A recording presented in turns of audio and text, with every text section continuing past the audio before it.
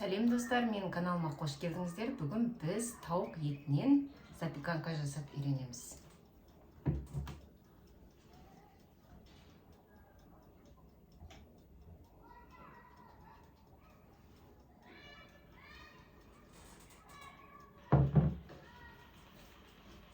Менімен болғандарыңызға рахмет. Менің каналыма тіркеліп, лайктарыңызды басып, пікірлеріңізді қалдырып кетіңіздер. Мінекей достар, бүгінгі біздің кешкі асымызға бізге тауық еті қажет болады.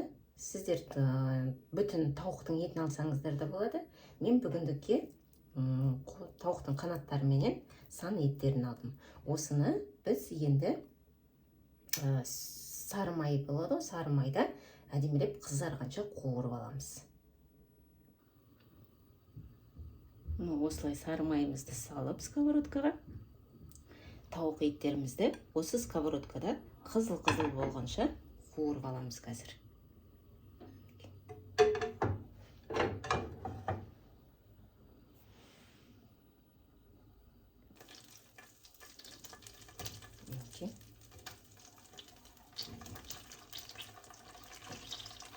Тауық еттерімізді сары майда қызыл болғанша екі жағын қуырып аламыз.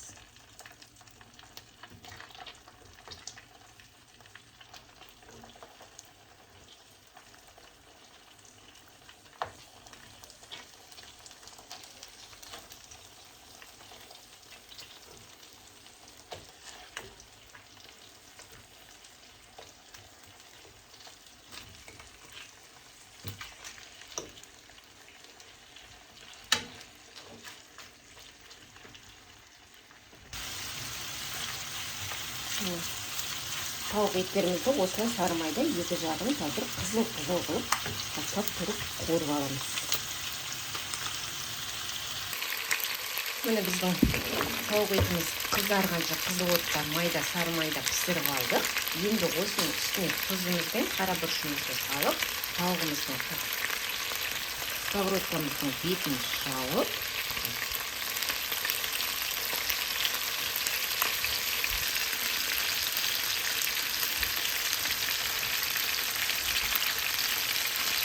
қара бұршымызды сүйреміз.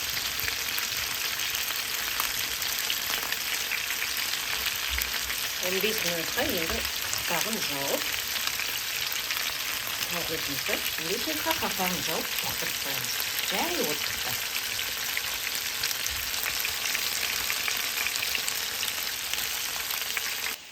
Енді келесі біздің тауығымыз қуырылып жатыр. Оған дейін біз картопымызды, жуамызды, сәбізімізді тазалап аламыз.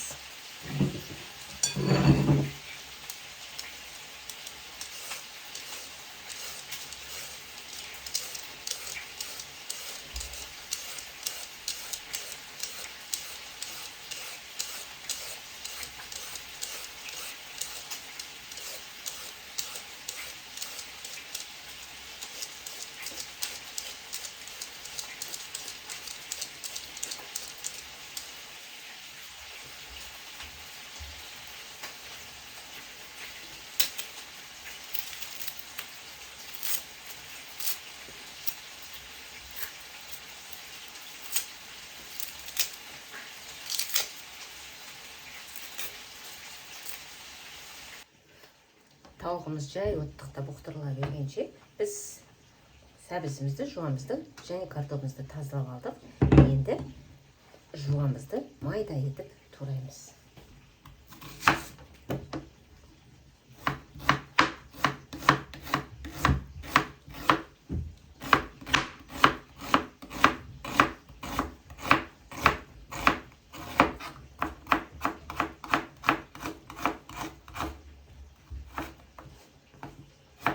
Осылай болып кетсе, майда етіп турап қойып, ай-сайын етімізді бірге тамашалаймыз.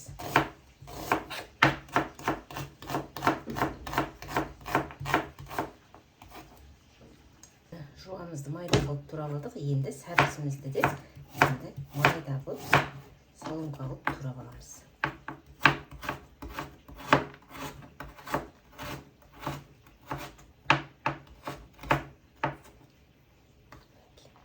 мындай салынкалап же майда кылып.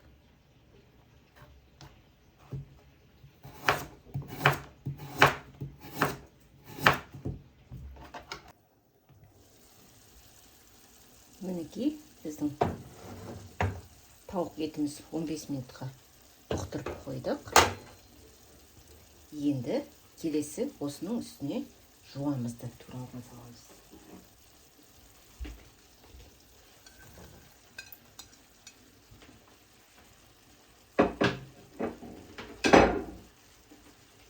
Жуамызбен туралған сәбізімізді бетіне саламыз.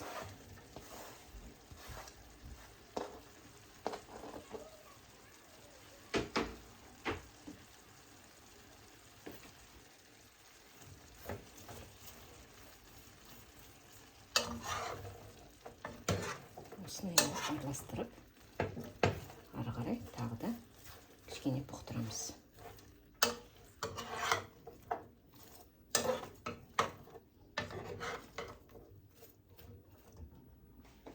Қақпағын жауып, тағы да бұқтырамыз.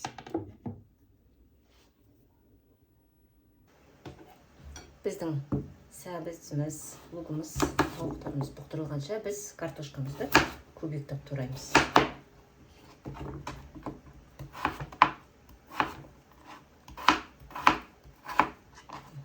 Мынандай майда кубиктап тура қаламыз.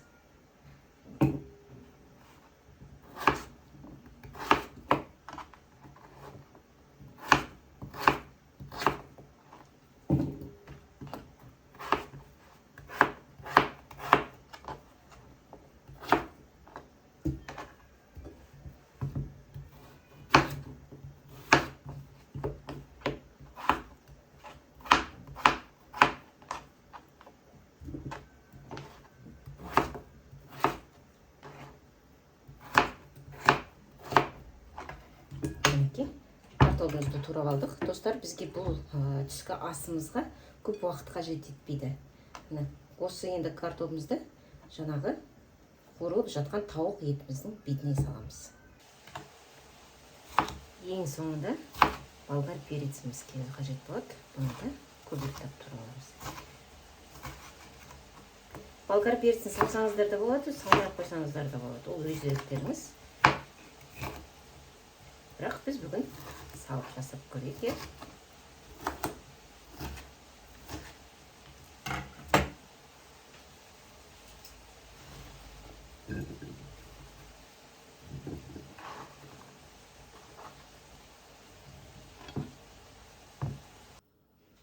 Мінекей достар, мына жаңағы қуырылған бұқтырып бәрін пісіріп алдық. Осыны енді противенға саламыз.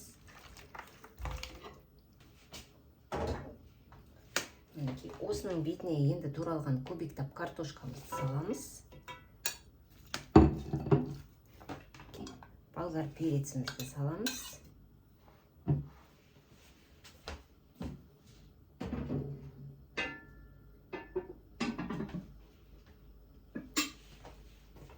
Және де бізге 4 ас қасық сметана қажет болады. Сметананы саламыз. Енді осының бәрін жақсылап араластырып аламыз. Мінекей сметанамызды салып жақсылап араластырып алдық. Енді осының бетіне тұзымызды, қара бұрышымызды салып тағы да бір араластырып жіберіп, духовкаға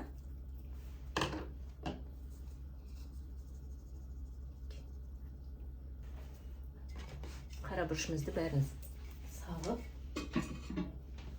қара бұрышымызды, тұзымызды салып, тағы да бір араластырып жіберіп, духовкаға 150 градуста жарты сағат қойып аламыз.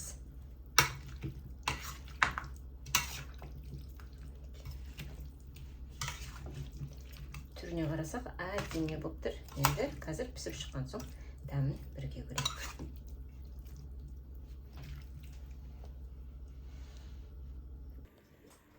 Мінекей достар, біздің түскі асқа тауық етінен запеканкамыз дайын болды. Енді осының бетіне зелендарыңызды салып,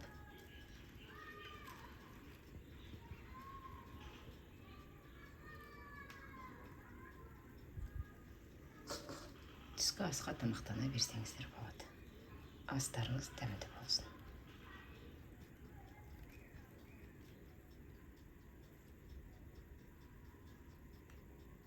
Міне запеканкамыз дайын болды тауық етінен. Енді осы тауық етінен жасалған запеканкамыздың дәмін көрейік.